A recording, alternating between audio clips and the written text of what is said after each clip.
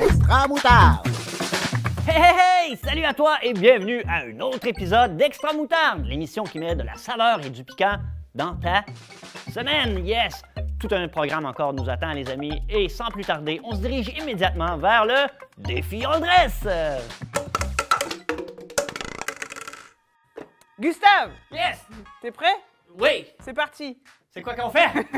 Non, il faut, avec cette paille, aspirer les petits poissons et les mettre dans la mer Noire. Parce que la mer est brûlée. OK, il y a des Ok. poissons, les amis, à Il y la en a maison là-dedans. 15. 15 Et- poissons? Et c'est le premier qui les fiche dans la mer. Qui les... Oh, petit jeu de mots. C'est bon, t'es en forme, Laura, ça promet. Attention, ouais, c'est... Tu devrais m'offrir toute une compétition incroyable. Attention, 3, 2, 1, let's go!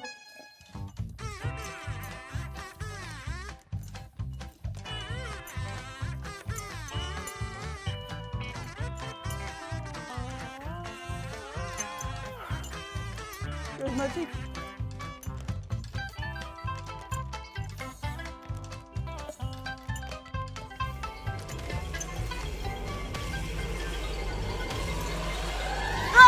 Yes! Il m'en reste à 3. Ah, ça sent le cheddar. Ah, ouais, oui. J'ai gagné! Ah, j'ai hâte que tu manges des trucs bizarres. En Des tout cas, trucs pour une bizarres. fois, c'est pas moi. Ah, ça sent le cheddar. En tout cas, moi, j'ai anéanti l'odeur. C'est rendu mon haleine désormais. Ah, ça va être génial. En tout cas, j'ai gagné. Hein, pas besoin de le dire encore, j'ai gagné. Savoure la victoire, je vais Oui, savourer bah, les poissons. ça arrive pas souvent. Tout de suite, il faut aller chercher les 6 anomalies dans l'image dans la boulangerie de Super Moutarde. 3, 2, 1.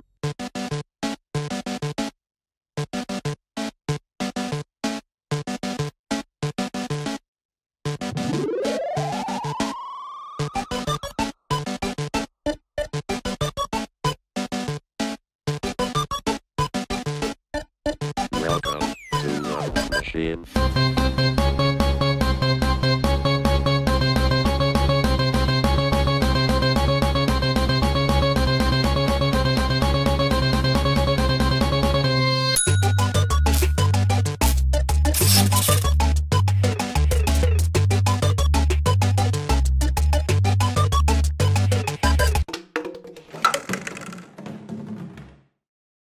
C'est parti pour la course au verset. Alors vite, va chercher ta Bible, c'est important parce que tu vas devoir faire la compétition contre moi. Pour que ce soit un peu plus difficile pour moi, j'ai une baguette de pain. Là, tu te demandes, ok, c'est cool, parce qu'elle est française, elle a une baguette de pain. C'est pas moi qui ai choisi. En tout cas, je vais devoir couper la baguette de pain avec mes mains. Oui, magique, ça va être tellement dur. En petits bouts. Et après, je vais devoir chercher le verset dans ma Bible avant que toi, tu le trouves. Et je pense que tu vas le trouver avant moi parce que c'est facile pour toi maintenant de trouver des versets dans ta Bible. Alors, t'es prêt, prête? C'est parti, c'est dans Philippiens 4, verset 6. C'est parti. Là, je vais en mettre partout. Ça sent bon. On est le matin, j'ai faim. Allez, Philippiens dans le Nouveau Testament. C'est parti, attention, je vais pouvoir chercher moi. Hop, j'ouvre dans Philippiens. Coco. Oh là là, ma pauvre Bible, je mets plein de miettes dedans. Philippiens, Éphésiens, Philippiens 4, verset top. Verset 6, et ça dit, ne soyez inquiets de rien, mais demandez toujours à Dieu ce qu'il vous faut. Et quand vous priez, faites vos demandes avec un cœur reconnaissant. Et voilà. Oui. Alors, je vous laisse avec le mot pour toi, avec Stéphane. Est-ce que tu aimes ça, manger du pain? Je te pose la question parce qu'il y a plein de sortes de pain qui existent. Il y a du pain de mie, il y a du pain en baguette, il y a du pain nan, il y a toutes sortes de pain. Et je sais pas toi, mais moi j'aime ça manger du pain, mais tu sais, avec quelque chose, du pain avec du fromage ou tu sais, un sandwich. Ou peut-être toi, c'est la confiture sur le pain. Mais moi, ma préférée, et peut-être t'es comme moi, c'est étaler du Nutella sur une bonne tranche de pain. Ah, moi, j'aime vraiment ça. Et là, tu te poses la question, c'est quoi le rapport avec Jésus, Stéphane? Eh bien, il y en a un rapport avec Jésus et le pain. Parce qu'aujourd'hui, je vais te parler d'un moment incroyable de la vie de Jésus où il a fait quelque chose d'extraordinaire. Il a littéralement fait un miracle. Il a multiplié les pains. Je sais ce que tu te dis, il aurait dû certainement multiplier des bonbons. Je pense que s'il était venu aujourd'hui, il aurait multiplié des bonbons. Ouais, des bonbons. Ah, ça aurait été tellement fou, multiplier des bonbons. Enfin bref, l'histoire d'aujourd'hui se passe dans l'évangile de Marc au chapitre 8. Et la Bible nous dit qu'il y avait une grande foule qui était assemblée autour de Jésus. Pourquoi? Parce qu'ils venaient l'écouter et aussi parce qu'il faisait des miracles. Mais là, ce qui arrive, c'est que ça fait longtemps que la foule est autour de lui. Et voici ce que la Bible nous dit dans Marc au chapitre 8 et au verset 2. La Bible nous dit que Jésus a dit aux disciples: « J'ai pitié de cette foule, depuis 3 jours déjà, ils sont avec moi et ils n'ont rien à manger. » Ouais, ils n'avaient rien à manger. T'imagines 3 jours sans manger, c'est fou. Toi, juste un repas, puis tu fais « Ah, je vais mourir !» Eux, pendant 3 jours, imagine, ça faisait 3 jours. Et la Bible nous dit que Jésus a eu pitié d'eux. Et là, Jésus dit aux disciples: « Ok, mais qu'est-ce qu'on va faire ?» Là, les disciples, ils disent ben oui, écoute, on est d'accord avec toi, Jésus, c'est vrai que on n'a pas à manger. Puis en plus, ils étaient dans un lieu désert, ok? Et rappelle-toi, à l'époque de Jésus, il n'y avait pas de voiture, il n'y avait pas de train, il n'y avait pas d'avion et il n'y avait pas non plus de bicyclette. Et les gens étaient venus de très loin. Et Jésus avait peur que s'il les renvoie chez eux, ils manquent de force pour rentrer chez eux et qu'ils s'écroulent. Ça t'est déjà arrivé de t'écrouler parce que tu n'avais pas assez mangé? Moi, ça m'est arrivé. Et c'est ce qui arrive à ce moment-là. Mais que vont-ils faire? Les disciples disent à Jésus: « Qu'est-ce qu'on va faire? On ne peut pas trouver de pain, il n'y a pas de supermarché, il n'y a pas de quelque chose pour acheter du pain et pour les nourrir. » Alors Jésus leur demande: « Ok, il les rassemble, caucus, stratégie, qu'est-ce qu'on fait? Est-ce que vous avez du pain, les gars? » Donc ils cherchent, ils font: « Ok, on a 1 pain, 2 pains, 3 pains, 4 pains. 5 pains. » Et je sais qu'il y en a, t'es rassuré parce que tu te dis que je sais au moins compter jusqu'à 5. Je sais. 6 pains et... Attends, laisse-nous chercher. Oh, 7 pains. Ils ont trouvé 7 pains. Ok, c'était des gros pains. C'était pas des pains comme ça, mais... Oh, c'est bon un pain. C'est bon. Bref, il y avait 7 pains. 7 pains. Et voici ce que Jésus a fait. Il a dit à toute la foule de s'asseoir. Je sais, c'est pas bien de parler pendant qu'on a la bouche pleine, mais là, qu'est-ce que tu veux, c'est comme ça.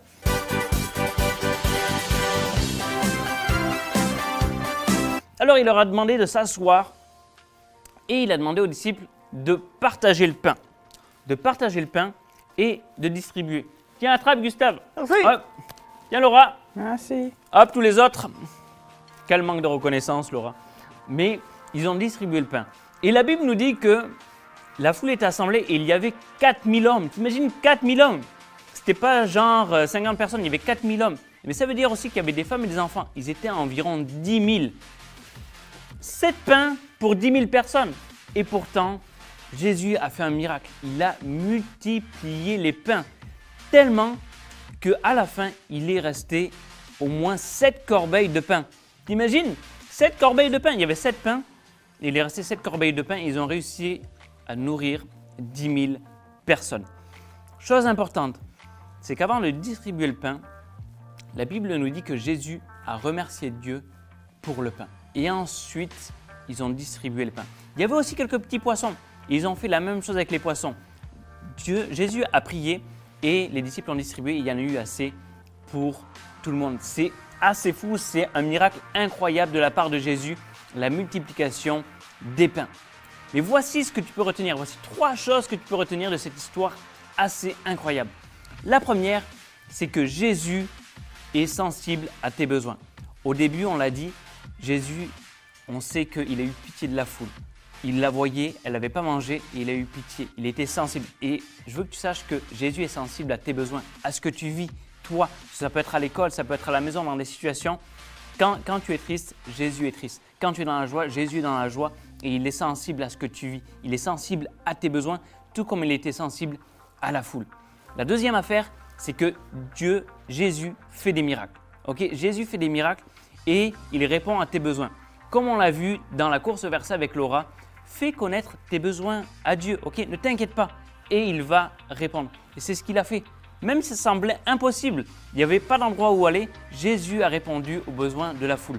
Fait que Jésus connaît tes besoins, fais-lui connaître tes besoins et il va y répondre. Et même si ça semble impossible, même dans la situation que tu vis qui peut paraître, ben là, comment Jésus va faire? Moi, je ne pense pas que Jésus fait des miracles et il va répondre à tes besoins, c'est une certitude. Et enfin, la troisième chose, sois reconnaissant. Ça veut dire quoi? Dis merci, remercie Dieu pour ce que tu as. Vois-tu, Jésus, même s'il avait juste 7 pains, il a remercié Dieu. Il aurait pu dire « Ouais, j'ai juste 7 pains, qu'est-ce que tu veux que je fasse avec ça ?» Puis des fois, ça nous arrive. On est comme ça, on n'est pas reconnaissant, on a un grand, on fait « Ouais, moi j'ai juste ça, l'autre il a ça. » Non, Jésus a remercié Dieu. Alors remercie Dieu pour ce que tu as. Peut-être tu as l'impression de ne pas avoir assez, j'en sais rien, mais remercier Dieu pour ce que tu as, pour ce que Dieu fait avec toi, parce que c'est exactement ce que Jésus a fait et c'est alors qu'il a fait ça que le miracle est arrivé. Pour que des choses se passent dans nos vies, que des miracles se passent, il faut avoir de la gratitude, de la reconnaissance et dire merci à Dieu pour ce qu'il nous donne et ce que nous avons. Alors si toi aussi tu trouves cette histoire incroyable, je te propose d'aller la lire dans l'Évangile de Marc au chapitre 8.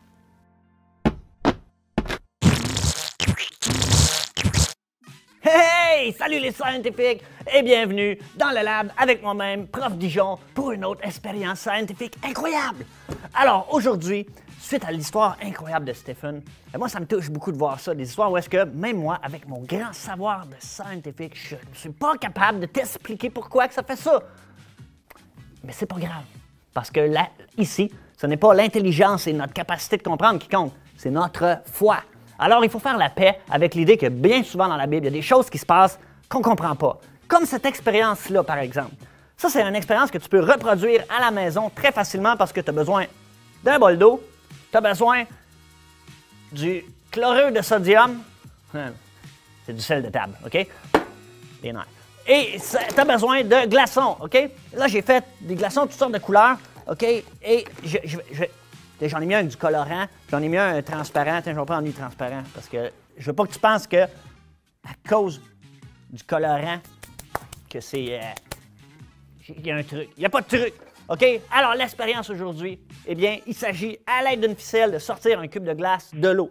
Grâce à ma carrière, avant ma carrière de scientifique, de cowboy incroyable, j'ai fait tellement de rodéo que ça va être très facile de sortir ce cube de glace-là.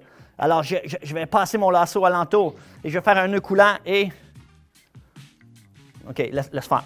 On va y aller immédiatement avec l'expérience que je ne suis pas capable de t'expliquer. Tu prends la ficelle, OK?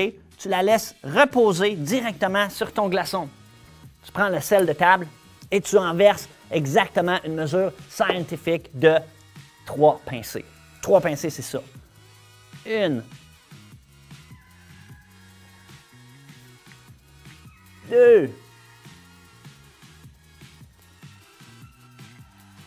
3. Très important de sortir la langue pendant que tu fais ça. Et là, tu laisses reposer environ 1 minute. Parce que le temps que le miracle prenne place, si on veut, ça prend un peu de temps. Mais l'expérience, pas l'expérience, mais le miracle de Jésus, eh bien lui, j'ai hâte d'être dans l'éternité pour lui poser la question, « Seigneur Jésus, comment t'as fait pour réaliser ça? Est-ce que ce sont les molécules soudainement qui se sont multipliées par 2 et ça a fait 2 pains, 3 pains, 4 pains, plein de pains, des pains pour tout le monde, des poissons? Qu'est-ce qui est arrivé? Est-ce que c'est au niveau des molécules, au niveau des particules subatomiques? Je ne sais pas. Je ne suis pas capable de te l'expliquer, mais pourtant, j'y crois. Et c'est ça qui compte. Alors, dans l'éternité, peut-être que tu seras à mes côtés quand on lui posera ensemble cette question-là. Alors, maintenant, ici, sans plus tarder, voyons voir si notre expérience a fonctionné. Alors, je vais mettre un peu d'eau dessus, je vais enlever un peu de sel. Es-tu prête? Parce qu'à 3, c'est là que ça se passe. 1, 2, 3. Yeah! Wow! Et je ne comprends pas pourquoi que ça tient. Puis, j'ai aucune explication à te donner. Mais ça marche. Et c'est ce qui compte. Et le Seigneur, lui, il sait pourquoi. Il sait comment... Wow! Un 10 pour le plongeon.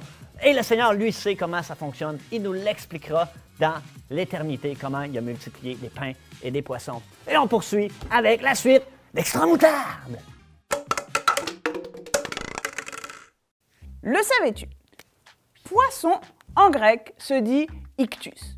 Les premiers chrétiens, ceux qui ont cru à Jésus en premier quand il était sur terre et après quand il est mort et ressuscité, ils avaient ce signe, ce code-là. Parce que ce qui leur arrivait, c'est que les soldats romains voulaient leur faire du mal juste parce qu'ils croyaient en Jésus. Alors ils se penchaient sur la terre puis ils dessinaient un poisson. Si l'autre personne qui était là redessinait un poisson, ça voulait dire que les deux savaient qu'ils étaient chrétiens. si la personne qui était là, elle faisait rien, il fallait mieux qu'ils disent rien parce que c'était peut-être quelqu'un qui allait les dénoncer aux soldats. C'était comme un code secret, le poisson, pour dire qu'ils étaient chrétiens. Ictus, je vais l'écrire en vertical et tu vas comprendre pourquoi. Ictus, on se rappelle, c'est en grec, hein, ça veut dire poisson.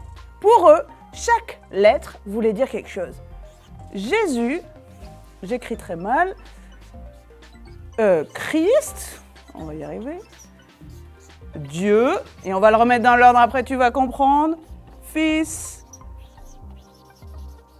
Sauveur. Ça voulait dire Jésus-Christ, le Fils de Dieu, le Sauveur. Pour eux, Ictus, ça voulait tout dire, c'était pourquoi ils étaient chrétiens, et c'était leur code. Savais-tu que de nos jours, il y a encore des gens qui mettent ce poisson-là derrière leur voiture? Des fois, tu vois un petit poisson sur un collant, une étiquette. Bah, ça vient de là. C'est pour montrer qu'ils sont chrétiens.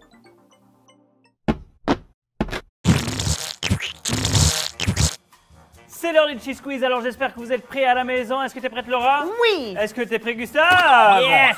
Oh yeah! Attention, 5 questions. C'est du La sérieux. première personne qui a 3 bonnes réponses gagne le Cheese Quiz. J'espère que vous êtes prêts à la maison. C'est parti. Première question. Lors de la multiplication des pains, combien y avait-il d'hommes? Oui, 4000. oui, il y avait 4000 hommes. Excellent, excellent. Je demande un recomptage. Des hommes? Bah, c'est trop tard. Ah, un point Faut faire un pour miracle Laura. que tu ne comprends pas. C'est parti pour la deuxième question.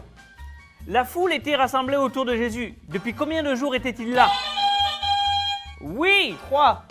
oui, c'est une bonne réponse. Et au 3 hasard, c'est toujours jours. 3. 3 jours. Aïe, aïe, aïe. 2-0 pour Laura.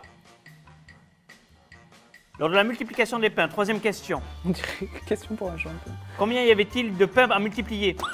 Oui, Gustave. 7 pains. Oui! Oui, il y avait 7 pains. Il y avait 7 Facile, pains. facile. Excellent. Et question Bonnie, combien restait-il de corbeilles à la fin? Il y en avait 12. Non, c'était 7, mais c'était pour un Bonnie. Ça fait 2 pour Laura, 1 pour Gustave. Yes, merci, merci. Quatrième question. Vrai ou faux? Jésus n'est pas sensible à nos besoins. Faux! C'est faux, exactement. il a pitié de nous. Mais oui, Jésus Il a est sensible à nos pitié, tu besoins. fais Il a pitié, pitié de Gustave. nous. Je Et suis sensible à mes besoins. care. Attention, on est rendu à 3-1. C'est sûr, c'est Laura qui a gagné. Mais pour le fun, la le dernière record, question. Laura. La cinquième question, mes amis. La quoi? La cinquième question. Quelle attitude est nécessaire dans nos prières? J'ai pas compris Oui, le premier La mot. foi, il faut avoir la foi, puis même si on comprend pas, il faut avoir la foi quand même. Non, c'est bien, mais c'est pas la Mais- réponse que j'attendais. C'est par rapport à. J'ai la pas leçon entendu, d'aujourd'hui. j'ai entendu que... Quelle attitude est nécessaire quand nous prions? La reconnaissance. Oui, la reconnaissance. Ah pas oui, écouté. oui, ne pas être Il y en a manquer qui de sont gratitude. attentifs. Ceci étant dit, oui, je suis d'accord, il faut avoir la foi, mais n'oubliez pas à la maison, la reconnaissance, c'était le Cheese Quiz. Alors, rappelle-toi, Dieu est sensible à tes besoins, il fait attention à toi, il t'aime.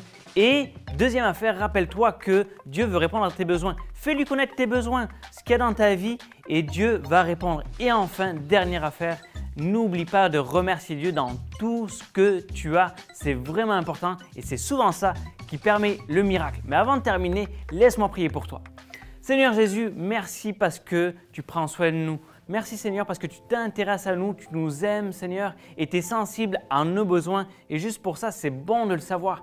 Merci aussi parce que quand on prie Seigneur et qu'on t'élève nos besoins, eh bien toi tu réponds à nos besoins et même tu fais des miracles dans des situations impossibles de nos vies et ça c'est juste waouh. Et Seigneur en terminant, je veux juste te remercier comme Jésus t'a remercié pour la multiplication des pains. Je te remercie pour qui tu es, pour tout ce que tu fais et pour tout ce que tu nous donnes. Tout ce qu'on a, nos vêtements, la nourriture, le fait qu'on puisse dormir, qu'on a un toit, Seigneur, au-dessus de nos têtes, je veux juste te remercier et te rendre grâce pour qui tu es et tout ce que tu fais dans nos vies. C'est dans le nom de Jésus que j'ai prié. Amen.